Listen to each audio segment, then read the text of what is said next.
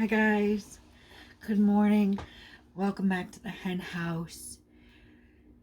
Um, I'm gonna keep it real with you today. It's gonna be very sensitive information, and if you have children, please stop the video or put your earbuds in. I don't want to, children of the world, and I don't want to um, hurt any children or anything. I don't know. I'm not sure if I'm going to even upload this.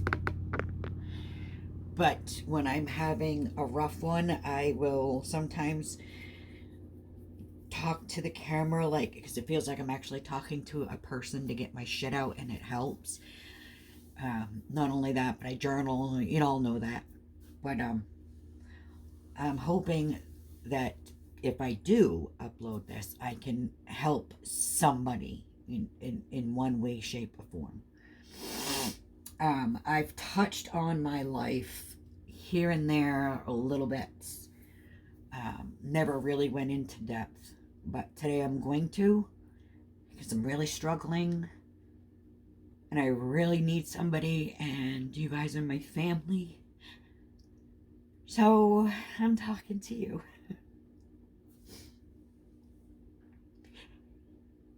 Yesterday, I lost a very dear cousin, a wonderful, wonderful young man, and I'm just crushed by it. He was way too young. He was younger than me. I'm 43, and that's not old. Most of my family do die at young ages due to cancer or drugs, or barely does anybody live past 45. But I wanted to talk about my life a little bit, what I've gone through in my life, and it's ugly, it's gross, and in doing so, I want somebody or anybody to know, everybody to know, you're not alone. You're truly not alone.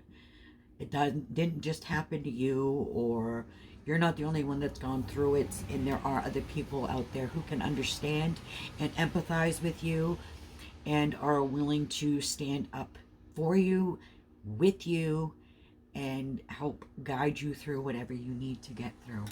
I didn't have that, and I have strived my whole life to be that person that I needed, that I wanted.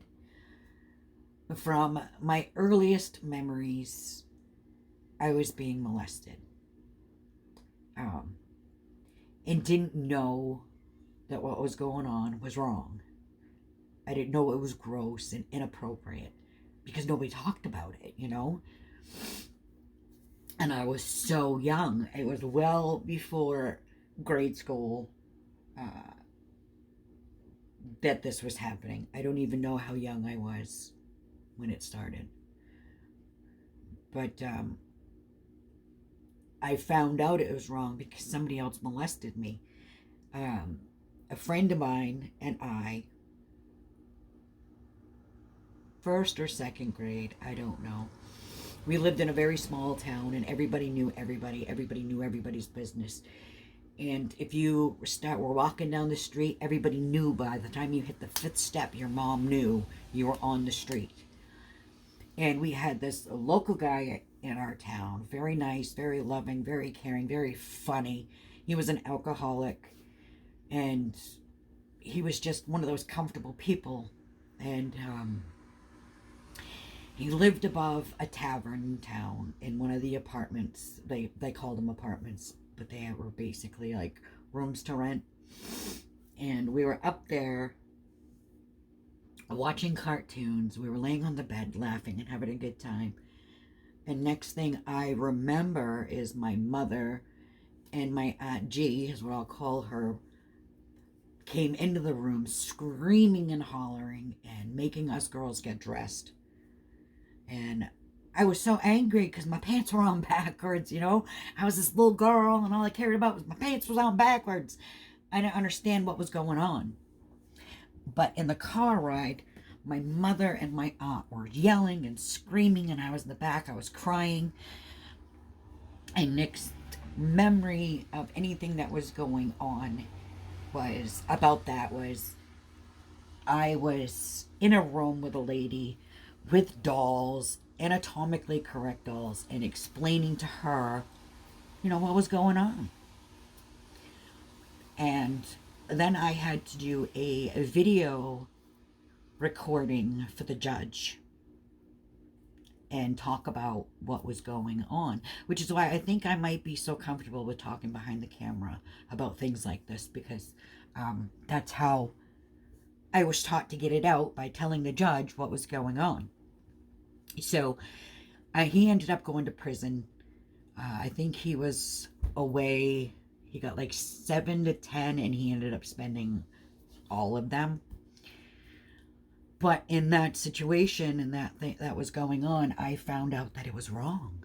It was inappropriate. And my mother and aunt was so angry. I was so scared to tell them that it was also going on before and at the same time with their brother David, my uncle David.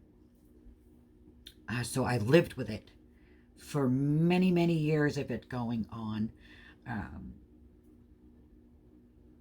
I remember being before school, I have a memory of me sitting on the toilet trying to go pee, and it burned. And it burned so bad, it hurt. And you do that little pee, stop, pee, stop, pee, stop, because it hurts and it burns. And my mom came in, she's like, "Are you okay?" And I was telling her, "No, it hurts to pee, Mom, it hurts to pee." And she thought it might have been a bladder infection, so that was it. Nothing else was talked about it. And few years later, I don't know how old I was, and everybody asks you, "How old were you?" You don't stop in the middle of something that's going on and say, "Okay, 5 years old, and it's this year, and I'm doing this, and this is happening." No, you have a mechanism in your head that shuts it all out, makes you forget things, but you have those brief moments where you can recollect. Like, I remember being at my grandmother's house. I remember playing outside, and I remember going into the bathroom. My uncle was in the shower. He said, "Go ahead, go pee." And he got out of the shower as I was doing it up, and this is graphic. He said to me, "Do you like lemonade?" I said, "Yeah, I like lemonade." He goes, "Well, I got some special lemonade."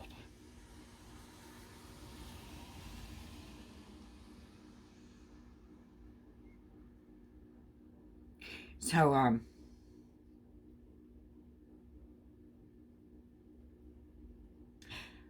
he had me perform a sex act on him, and I never said anything to anybody else. But in the moment, I knew it was wrong, and I was scared. I didn't have nowhere to go. I was in the bathroom, and I felt trapped, and I felt scared. And I just went on about life like it didn't happen. And I ate that, and I didn't tell anybody about that. I kept it a secret because I already was condemned and looked at gross. So an aunt and I and my cousin one night were all together in her apartment, and she was scared of an ex-boyfriend getting into the house for some reason. So we were running around, locking all the doors, locking all the windows, hanging things on the doors and everything so we could hear things. It was just so bizarre. And we were laying in bed, and we were talking about it, and my aunt started talking about things that had happened to her in her life and how she was being molested. And I started crying, and she wanted to know what was wrong. And I said, "I don't want to tell anybody." And she said, "I'm here for you, and I will do whatever I can to protect you. What is going on?" And I told her about Uncle David, and my cousin Joe confirmed that it was happening to her. And I was more hurt and scared and angry for her that it had happened to her, because I know how I felt going through this, and I didn't want anybody else to go through this. And knowing that I was like broken and so angry that I, being a victim, didn't see it, didn't know it. And we made a pact, the three of us, that we wouldn't tell anybody, and that it was our secret, and we were going to be there for each other. It was the next day. My aunt told somebody else, and somebody else told somebody else. And I ended up being the heel. You know, everybody started to back off. Certain people started to come in and cuddle, they'd coddle and like be there for me. And I ended up having to go back to like a therapist lady with the anatomically correct balls. I think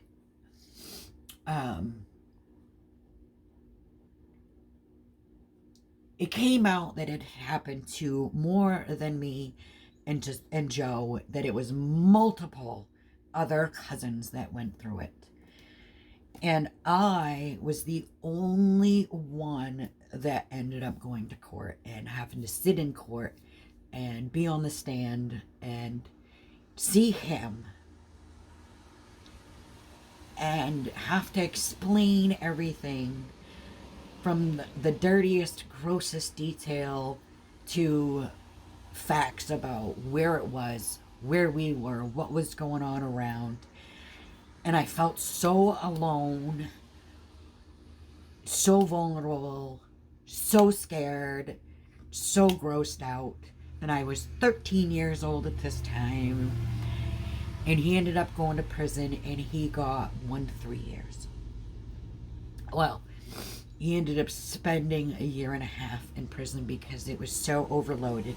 And he got the easiest stay there was, because my great uncle was the one of the prison guards on his floor.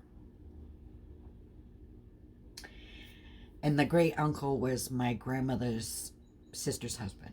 My grandmother hated me, absolutely despised me after that, because I put her baby boy in prison, and she didn't want to believe that this has happened.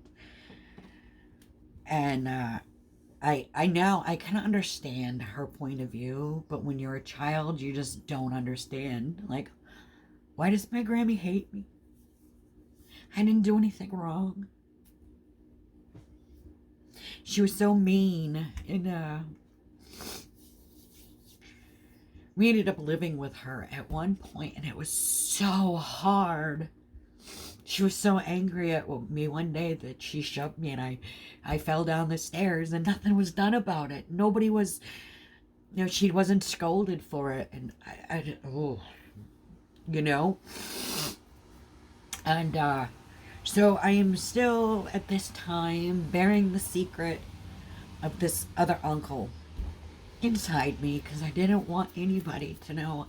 I didn't want to be looked at anymore like I had been. Shortly after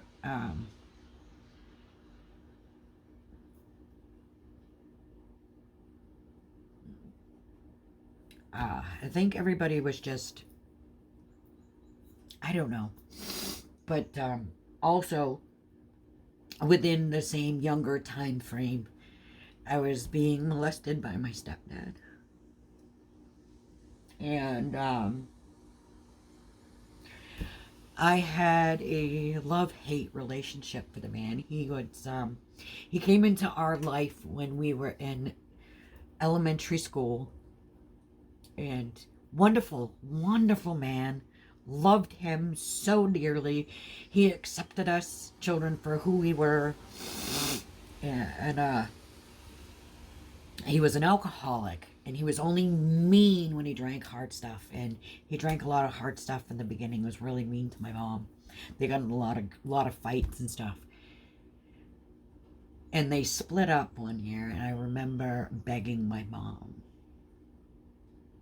to let him back in. And if I hadn't begged so hard for him, I don't think he would have been there to cause as much damage as he had in the future. So I blame myself for that a lot.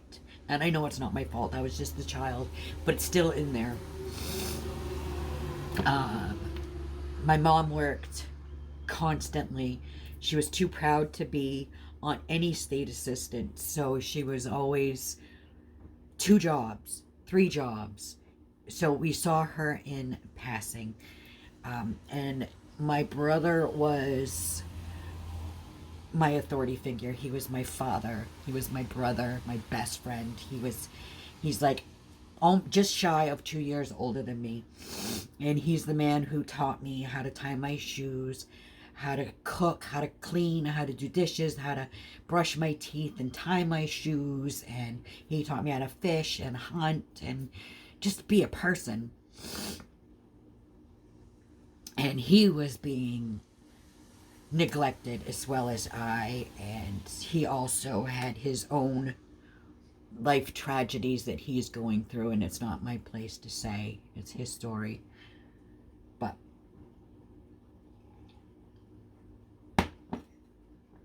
being the man that he was, I love him. He's my hero, and I will always cherish him. But I never even felt comfortable talking to him about it. So, a few years later on down the road, my dad, is what I called him, started molesting me. And I knew it was wrong, and I was scared. Because this is my dad, you know, this is my mom's boyfriend. They've been together for so many years. If she hadn't divorced my real father, they would have been, like, married. But my real father, biological father, really had nothing to do with me growing up. He just had his own life, and I saw him a handful of times. And when I did, he paid more attention to my brother, and he pretty much said that he wasn't a part of my life because he loved my mother so much it hurt him to see her, and that if I had been a boy, it might have been different. So I was basically the tomboy growing up. I wanted to be what my father wanted me to be. And it never worked out. But that's okay. That's another story. So my stepdad started molesting me, and I didn't know where to go or what to do with it. Years later, he was always wonderful and overdid for me, gave me anything and everything I wanted, was so nice. And then he was this evil being that would attack me and call me the worst names you had ever heard. Every bad name, C word, B, ho, all of them I was attacked with. And my mother would sit there and be like, cut it out. Cut it out. You know better. Leave her alone. But she never, like, stood up for me. And one night, we were in the car, and we were having an argument. And I was just so fed up that I just blurted it out. How do you think Ma would feel if she knew you were doing this, and this, and this, and that you did this? And my mother's just sitting there like, he didn't deny anything. Didn't deny any bit of it. We got home, and I went up into my room, and I slammed the door, and I stayed in there. My mom and my dad went in and had a conversation. He didn't deny any of it. He told her the truth, and she did nothing. Nothing. The rest of my childhood into my late teens, he lived with us. They went on about their way, and everything was just ignored. Nobody else knew about it. It was just like a hush-hush thing.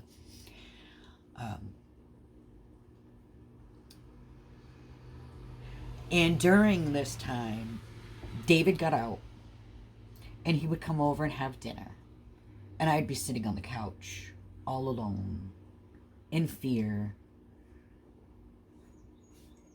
And there was 2 predators sitting at my table and my mom laughing and having a good time with them. Nobody paid attention to me. Nobody stood up for me and said, you gotta go. No one. So in a way, it taught me that my voice didn't matter. Later on, I was at my aunt's that passed and told everybody about David. And David showed up to her house. And I didn't see it. He came up behind me and he's like, hey, what are you doing? And my sounds are on because of my cousin passing, and any family member who needs me can call. And he walked past me after that, went into the house, and I started shaking and being scared and curling up and blocking and coming into myself. And I had to have a drink. I went up to the kitchen to get a drink of water because I was popcorn dry. And David's there, my aunt's there. And he goes, oh, well, looks like we gotta go because she's here. Meaning me, because he wasn't allowed near me for a certain amount of years. And he wasn't allowed around, supposedly allowed around children under the age of 16. And there was all kinds of us that he was around. And nobody did anything about it.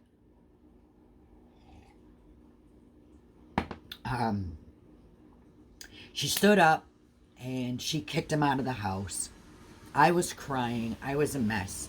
And I was apologizing to her. Like, I'm so sorry. I didn't mean to do this. I know he's your brother. And she said, no, you stop that. You are not to feel bad about this. You are perfect. You are beautiful. You are the most important person. And I am here for you. And she had gone through some of the similar stuff when she was younger, and nobody stood up for her.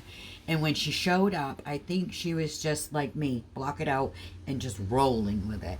Then she saw me, and her mothering instinct jumped in, and she was protecting me. She was one of the first and only real people who stood up for me and protected me out of all of them.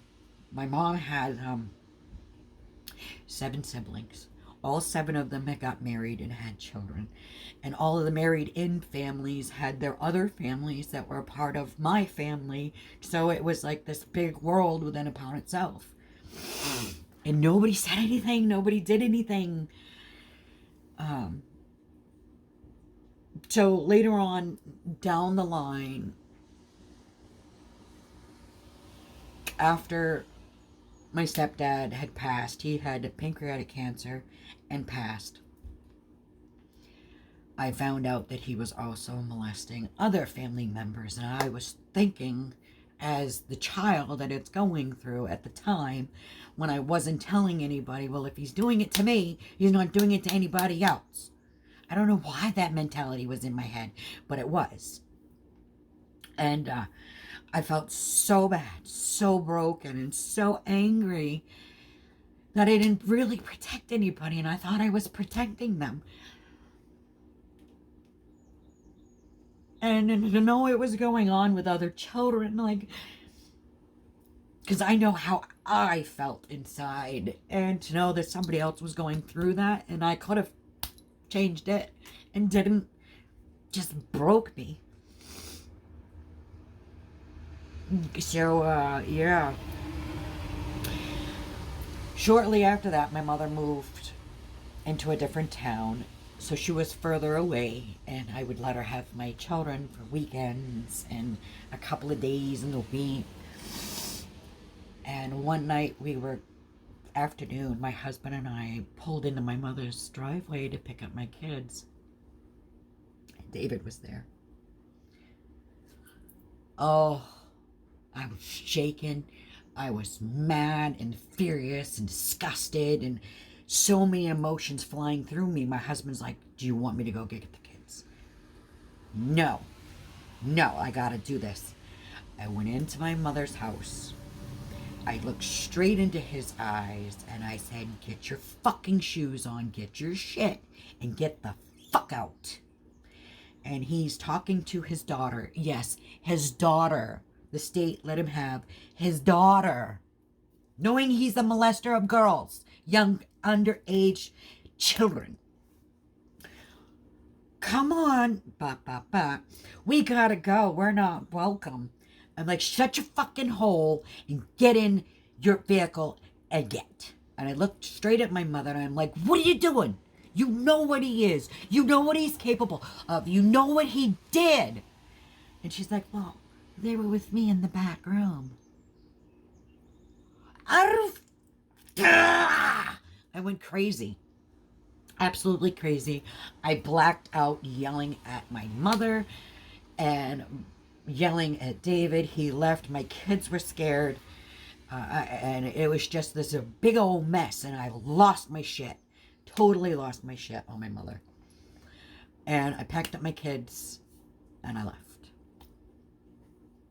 I ended up having my husband pull over, getting sick, and a whole 9 yards. And it was just forgotten about. Like, it was just like a hiccup. Needless to say, I spent my whole life not mattering, you know.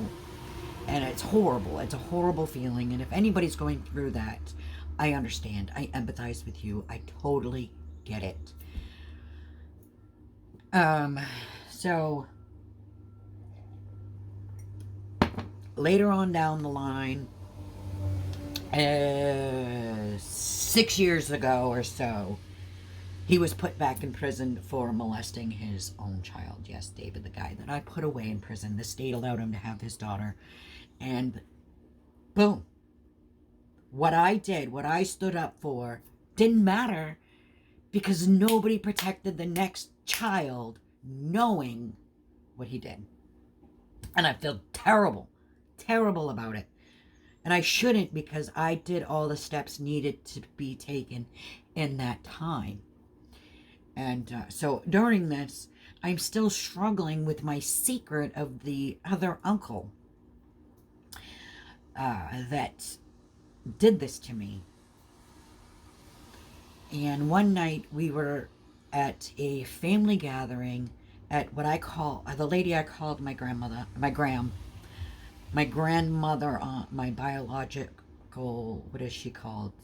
My mother's mother passed. And my mother's brother's wife, his mother was like a grandmother, so I called her Gram. And she was such a wonderful woman. I really wanted her to be my Gram. Anyways, we were at her house for some type of family gathering. And at one point, all the men go off and do their thing.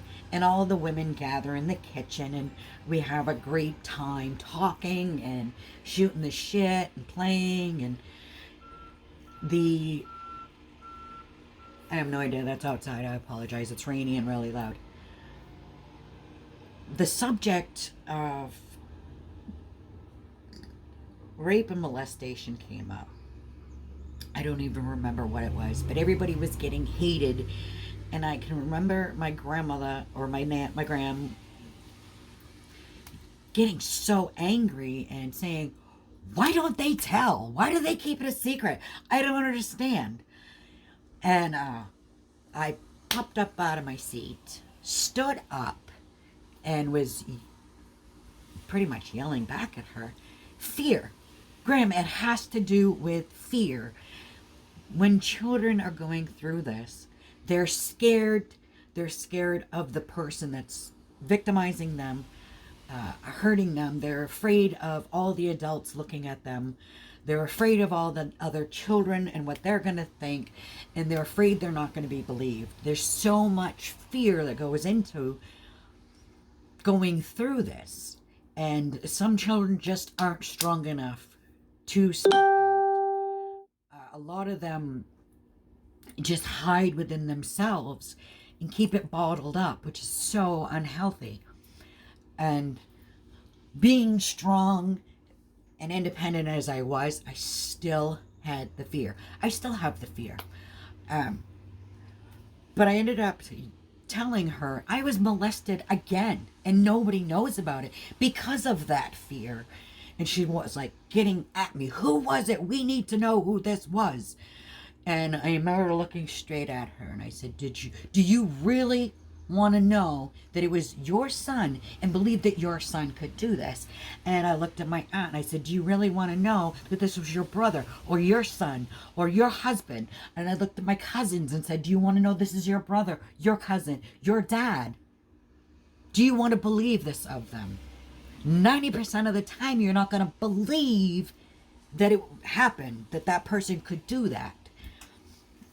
And it was getting so heated and I was so upset. Everybody's on me. Who was it? Who was it? Who was it? Basically. So I stepped outside and my cousin, A2 is what I'll call her, came out with me and she's like right there with me. And she broke down and was telling me other things that happened to her, who did it to her. And we had similar situations because not only was it the adults that were harming children, but cousins were hurting cousins because we didn't understand. They didn't know any better and whatever. But it was happening all through the generations. And I ended up telling her who it was. And she was 100% emotionally for me. And then my other cousin, A1, came across and come around the house to the back, and she had the look of complete openness, wanting to help me, be there for me. And she was like my sister. We were diaper age all the way up through to this point, connected. We were within a year, we were same age for most of the year, and we were literally in the crib together, and we grew up together. Like she was my sister, even though we were apart a whole bunch. When we did get together, it was like this greatest bond, and I felt that I could trust her, and I thought she loved me and believed in me enough that she would be able to, I don't know, like handle it and understand and be there for me. But anyway, she came around the corner and I was a complete mess. And I whispered his name. She went around the house, in the front of the house, and just started screaming and crying, telling everybody who it was. And I could hear a whole bunch of ruckus going on in the house. Whole bunch. And this was all under a minute. It was just like bam, bam, bam, bam, bam. My grandmother came out of the house through the sliding door where we were on her back porch, screaming and yelling at me, and told me to leave her house, get off her property, and we were not family anymore. Because I accused her son. And I looked at her and I said, I understand, Graham. I totally understand. And I'm gonna go. And I'm apologizing to her. And I'm trying to get my kids together and get them in my truck. They were both 3 and under, I think, or just around 3. And I have cousin A2's kids with me because they were going to spend the night at my house. And I'm trying to get everybody wrangled up and in the vehicle. And the adults started coming out and screaming and yelling at me. I am a complete mess. And my cousin A3 comes out to the truck and gets right up in my face fucked up, ready to fight. Bring it on. You know, this time I am in fight or flight mode. I want to fight with my children, but I'm going to stand the fuck up for myself. If you want to bring it at me because I did nothing wrong. And A2's like, Sissy, you just gotta go. Please, just get in the car and go. Everything's gonna be okay. Just go for now. So I get in my car, my truck, basically, because I had a truck at the time. I always call it my car. And I drive, and I have to pull over and control myself because I'm shaking. I'm a mess, but I'm away from them, and I'm throwing up because your body just goes through this weird, I don't know. It's a fireworks of emotions. So I get home, and within 24 hours, everybody blocked me on Facebook. And I am a complete mess. I am having a complete breakdown. My husband shut off my Facebook, shut off my phone, and just let me have my whatever I needed. And it was a long, like, period of time where I was just broken. I was condemned. Everybody sided with him, and I lost just about everybody. A2 did contact me a few times after that, but shortly after that, she cut off as well. So in all my family, I'm going to say there's so many aunts and uncles, so many cousins, and now they have their families on top of that, and the tree just keeps going with people.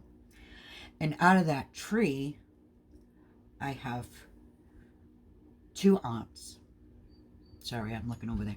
2 aunts that will talk to me. 1 uncle that will talk to me.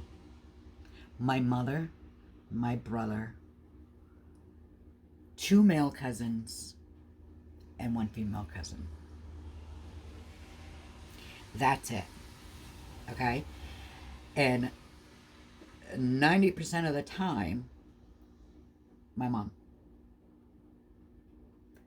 I talk to my brother. He rarely ever reaches out because life gets in the way. I talk to my mother and 1 uncle because my mother and my uncle live together. My aunt is like, because she lives next door to my mother. This aunt lives far away, and I talk to her once every 2-3 years. Cousins,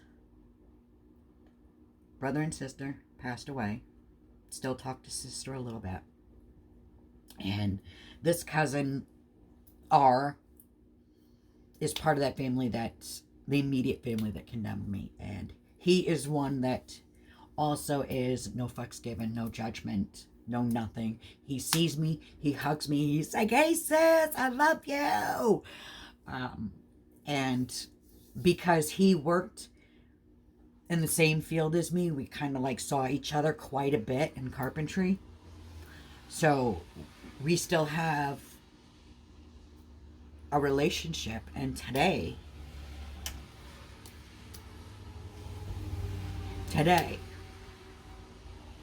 he just sent me a message that said, I love you, sis.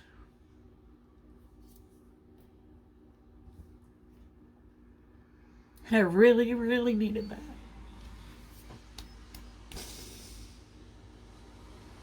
Nobody else in my family has talked to me.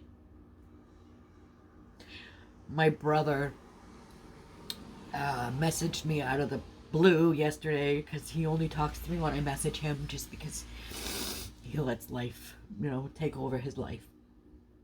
He messaged me to let me know Dave passed. I'm like, what? And through talking to him, through that message, I said, are you okay? You said, yeah, I'm not doing too bad considering Aunt Wendy passed last week and Dave this week. What? So within 5 minutes, I found out that I lost an aunt the week before and I lost a cousin today, being yesterday. And nobody in the family told me. I have these people on Facebook.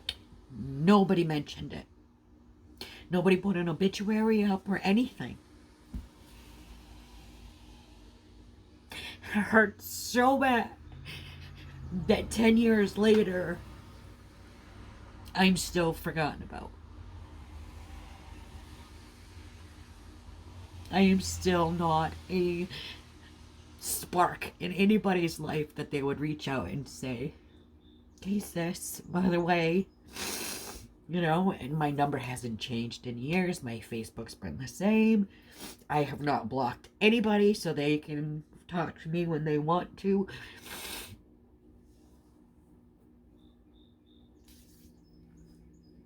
And so I just want people to know on here, if I do upload this, that I understand what you're going through.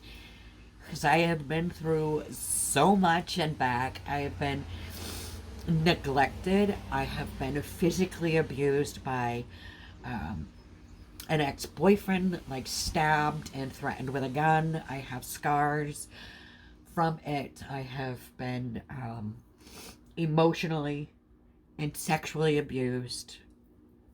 Not just molestation, but I had been raped by my Uncle David. And it's gross. But I understand what you're going through, and I never judge. I always am that person who, if you need help, I am right there, because that's what I needed as a child, and that's what I want to be for somebody else who wants or needs that in their life. And so, if you're going through something like this, I will be your pillar. I will be your rock. Whatever you need, I am there for you. I will leave my email down below. I'll leave my Facebook page down below. So if anybody needs help, I'm right here for you. You should not be alone. You should not feel alone. You should not feel that it's your fault in any way, any shape or form, that something bad is happening to you in your life.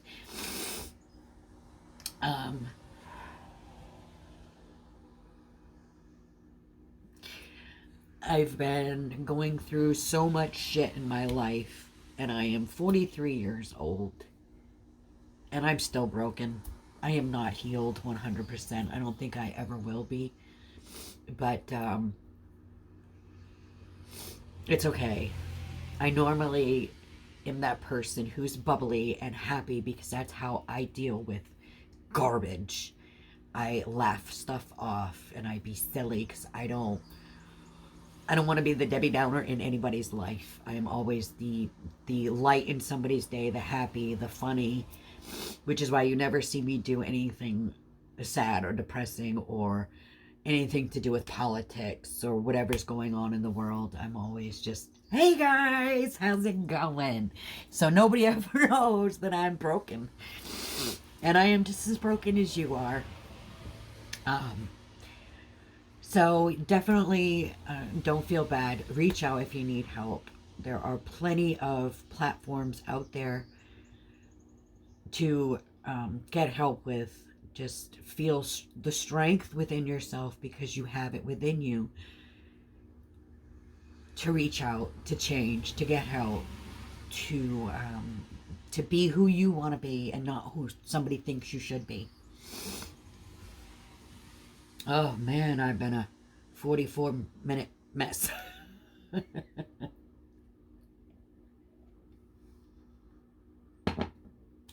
So now my struggle is, if she's going to have a funeral for him, I am definitely there. Definitely there. And I know it's going to make a lot of people uncomfortable. because my family is large and most of them deny me, hate me, are disgusted by me, or any adjective to go along with that you can put with it. And it's just boggling that they chose that path because I did no wrong. I wasn't the evil one in that situation or any situation. These things happened to me. Those people did that to me. And they decided to condemn me and fully support that other person, which, you know, to each his own. But I want people to be like me and not judge, and be the middle person, and have the victim here being caressed and given what they need to get through what they need to do. But still, you know, try not to judge that person, because I don't know what happened here 100%. I am not in that moment that it happened. So I try not to judge and condemn anybody because I wasn't part of it. So, but I will never, ever turn my back on this person, this victim, ever. Because it's happened to me and I know what it feels like. And I don't want that for anybody. So, I love you guys. Thank you for listening to me. If I upload this, I love you all. I am here for you all. Just reach out. No judgment here, I promise. Cross my heart. Stick a needle in my eye. Pinky promise. I love you. I'm gonna go. Because it's gonna be a long day. So, I love you guys. Bye now.